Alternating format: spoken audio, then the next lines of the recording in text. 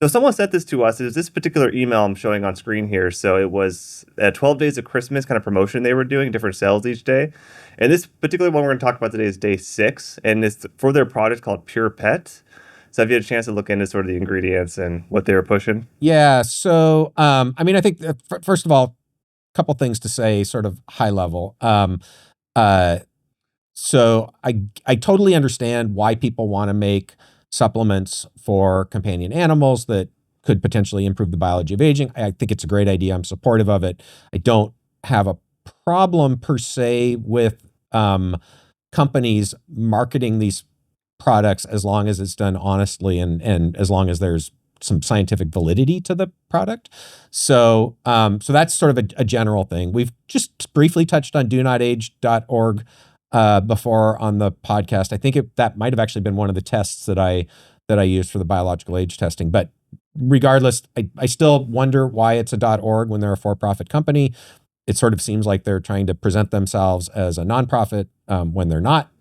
That's sort of an independent thing. But they have this, right, Pure Pet supplement that has NMN, so nicotinamide mononucleotide, which we've talked a lot about. That's a NAD booster. SIRT6 activator, which is a seaweed extract that comes from Vera Gorbanova's lab at Rochester that they have proposed, shown some evidence that it can activate the enzyme SIRT6, which is a sirtuin, and then hyaluronic acid, which is found in lots of supplements. Vera's lab has also studied naked mole rat hyaluronic acid and has some evidence that may have something to do with the anti-cancer and longevity benefits seen in naked mole rats compared to other rodents.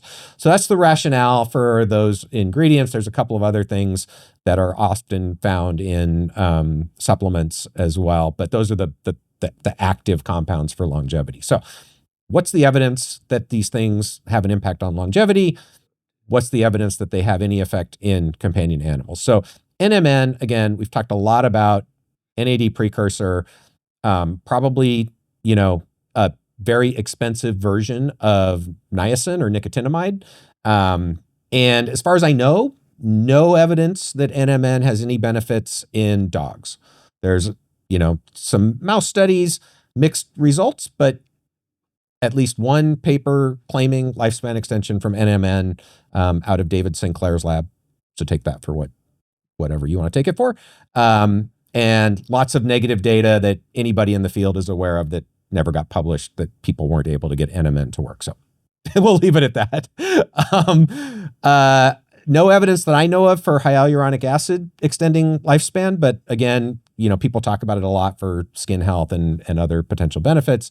No evidence that I'm aware of for this particular SIRT6 activator or any SIRT6 activator extending lifespan. There's one lab in mice that has claimed that overexpression of SIRT6 can extend lifespan, mostly in male mice, but there might be a small effect in female mice. I think I got that right. Might be Is the SIRT6, is that the mitochondrial one? No. No, okay. No, SIRT3 and SIRT4 are mitochondrial.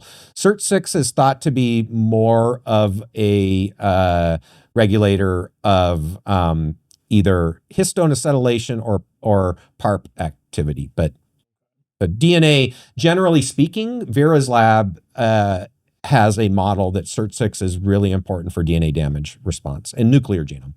Yeah, I'm just coming into this fresh. This is the first time I've seen this from a commercial perspective. I like that we are getting more diversified and thinking about who can benefit from longevity technologies. It's not just a biopharma play. It's not just a new way to treat disease indications. It's a revolutionary change in how we address health from the ground up, not just for humans, but for the pets that we love, for other animals, for really any organism for which we have a vested interest in them living a longer, healthier life. These technologies can benefit. So at that level, it's cool to see this longevity biotech becoming more diversified. You would call this biotech? Oh, sorry. So longevity technologies. So becoming more diversified. Now, whether this product should be classified as a longevity technology, apart from how they're marketing it, is another story. And I completely agree with you in terms of the composition of this supplement.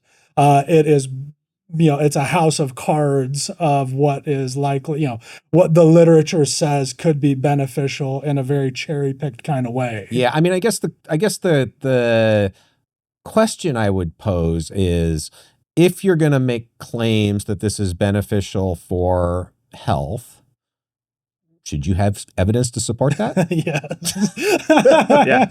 Yeah, totally. Fundamentally speaking, independent of this product, right? Yeah. If you're going to sell people something and claim that it's good for their pets, should we expect that you have some data to support that? Yeah, no, absolutely. And yeah, that you're defining a category is a benefit, I think, to me, that you're defining the category of longevity supplements for pets and companion pets. I think that you've defined that as cool. What falls into that bucket really needs to have the highest standards that I don't know what qualifies. Well, this is, I mean, that's a different question, right? So let's table that for a second, but come back to it. Like, what would we want to see in a supplement that is being sold to, I mean, optimally it'd be true for supplements being sold to people and companion animals. I tend to get a little bit worked up about supplements being sold for companion animals, especially when there's a potentially harmful ingredient in there. Yeah. No, absolutely. I mean, I think, first and foremost, like, don't kill anybody's dog ought to be at the top of people's minds when they're making supplements for people or cats. Sorry, cat people. We don't want to kill cats either, right? But sort of independent of that. So here's the issue that I see, right? So first of all, again, NMN, maybe you can say there's evidence in mice. There's been a few small short-term clinical trials. I don't know if that I would call it evidence for health improvements, but maybe in people. No evidence I'm aware of in dogs or cats or other companion animals. SIRT6, this particular SIRT6 activator or any small molecule activator of SIRT6, no evidence I'm aware of for health benefits. Even in mice. Maybe I'm wrong. Maybe Vera's published some work on this activator in mice for health and lifespan.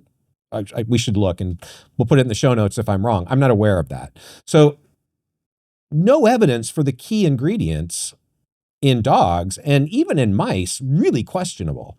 And some evidence for harm.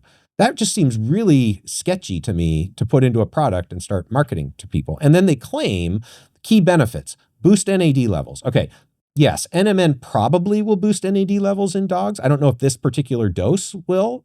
Again, as far as I know, they've never shown that, but probably. Boost stamina and endurance. No evidence. How do you measure it? Yeah. Joint health, maybe they're talking about the other components, the MSM and the hyaluronic acid. No evidence for NMN or the SIRT6 activator. Brain and cognitive health, no evidence. Bladder health, no evidence. DNA repair, like, what the hell does that even mean? Yeah. Anti-inflammatory, no evidence. Strengthens immunity, no evidence. Again, this just seems really sketchy to me. Yep. So again, I'll probably get heat from, the people who are involved in this company, but we got to start holding this community accountable. Yeah, no, I'm not compelled by any of the constituents of this supplement. So yeah, no, I think right now we're at this space in longevity technology where we are all convinced of the potential, but nothing out there fulfills the promise of what we're going after. Yeah. And right now, just aiming at the lowest common denominator, things that have been around the longest, is this almost isn't even guaranteed. that. Like, I could come up with a supplement for companion animals that makes a hell of a lot more sense than this from a longevity perspective. Yeah, These aren't even the best components. Do you want to give kind of what you would recommend? No, we'll save that for another one. The one thing that I do, so the supplement market is challenging, and it is the number one spot to find hype, to find snake oil, to find unfulfilled promises.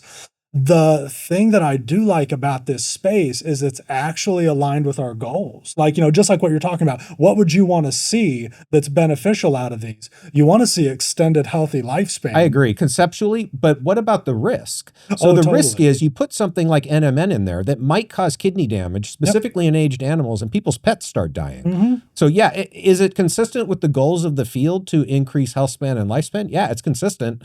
But there's a risk to putting stuff out there that is not supported by evidence, probably doesn't work, and may actually be harmful. So I don't know how you balance that. Yeah, no, absolutely. Financial costs as well.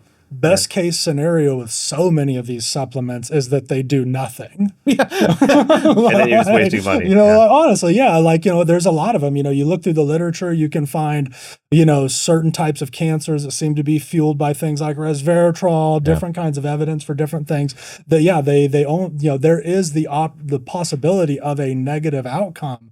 If a negative outcome results from one of these, it will absolutely undermine the legitimacy of the field. It will set us back decades if that is to happen. So I completely agree with you. The first thing we have to do is have the highest rigor and best science backing what we're putting on the market.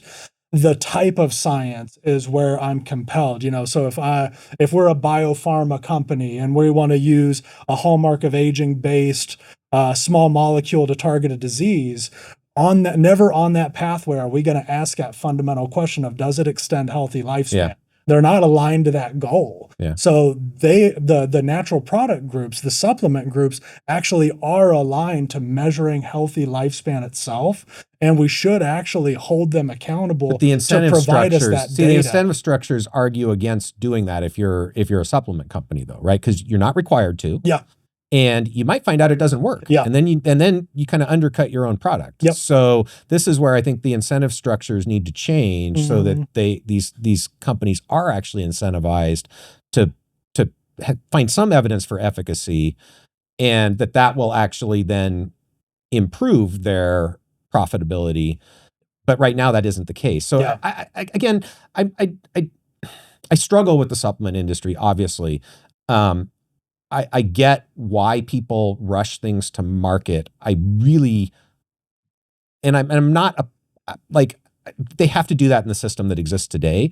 I wish that they would be more responsible in the claims that they make and a little bit smarter in the ingredients that they put in sometimes. Yeah. And, you know, I don't know how we get there. You know, I'm not a huge fan of FDA. Would I like to see them do their job and actually regulate some of this deceptive advertising? Yeah, I would. Yep. I don't know. I think, you know, something that we've been starting to kind of slowly circle around on over at Aura Biomedical is the big need for third-party unbiased testing of these types of things. Yeah. That could actually, you know, a third-party standard that says, hey, this has been tested and it extends lifespan. Here is the data, open air. And not only that, I mean, yes. And, you know, Brian Kennedy, who we had on not too long ago for the AMA, talked about a paper that they published specifically on NMN. They looked at a bunch of different NMN and urolithin A supplements that they've just bought off the market. Most of them either didn't have the amount that they were supposed to have or had none of the supposedly active ingredient. I don't know anything about this product. I'm not making any statements about the composition of this product.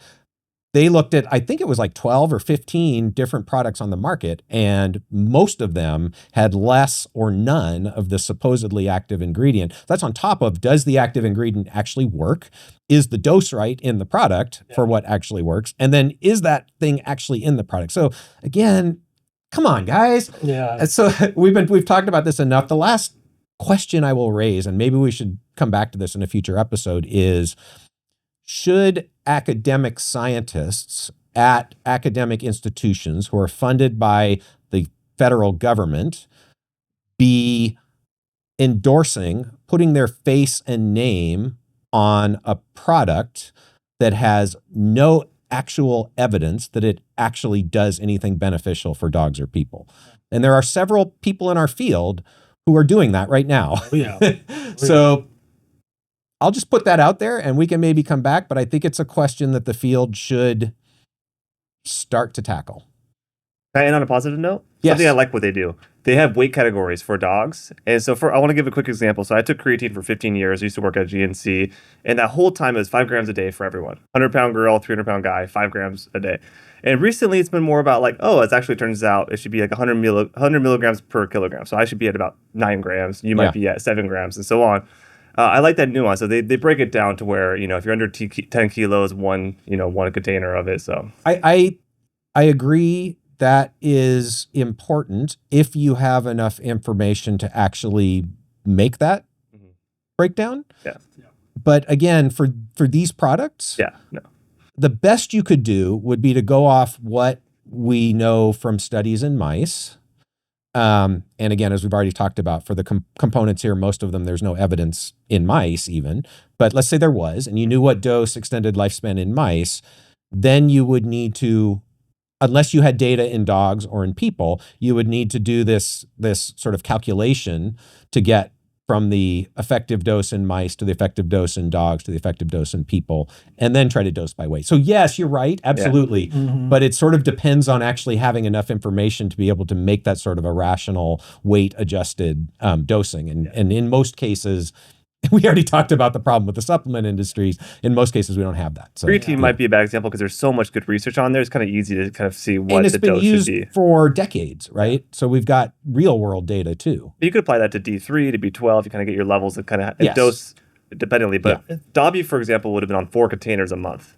Yeah, so I mean, that's a pretty penny, I'm assuming. Yeah, I don't actually know what the cost of this is, but it doesn't really matter. It's absolutely everything. Like we really are in, I feel like we're in a naive state in terms of our engagement with longevity technologies. We think, there's very much a one size fits all kind of mentality. There's no thoughts about how or there's some thoughts about sex, but natural genetic variation, environmental variation, how all these different individualizing factors sum together to change how the optimal dosage is going to look. But now we've come full circle back to the biomarker question. The way you actually solve that is if you have good biomarkers of biological aging, which we're still working on. So no, we're in again, like, the potential is clear. Like you see it on the lab, you can see it on the benchtop. I think we've both been personally compelled by what we've done ourselves and seen our good colleagues do also. But that promise, we're so far from realizing that full promise.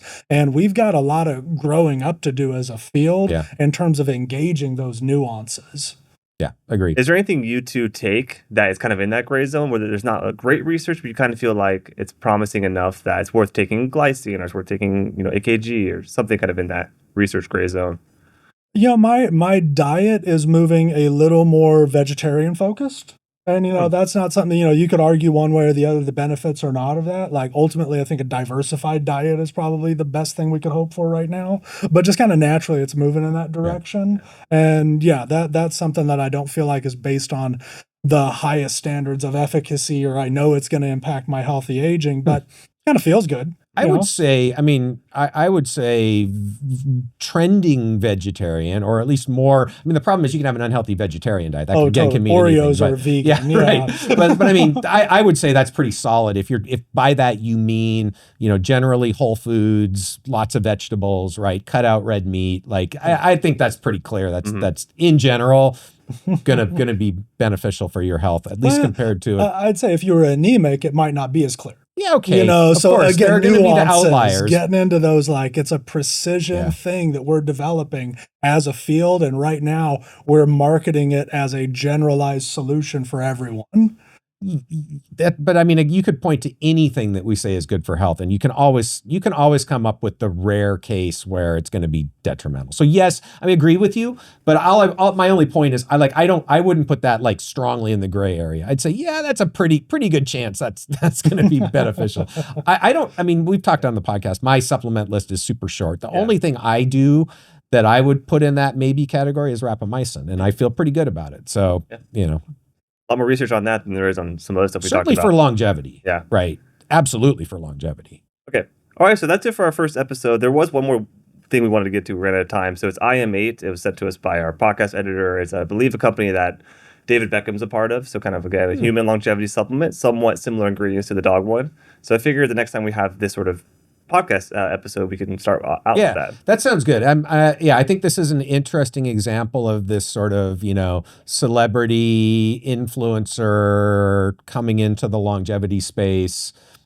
Is that good? I don't know.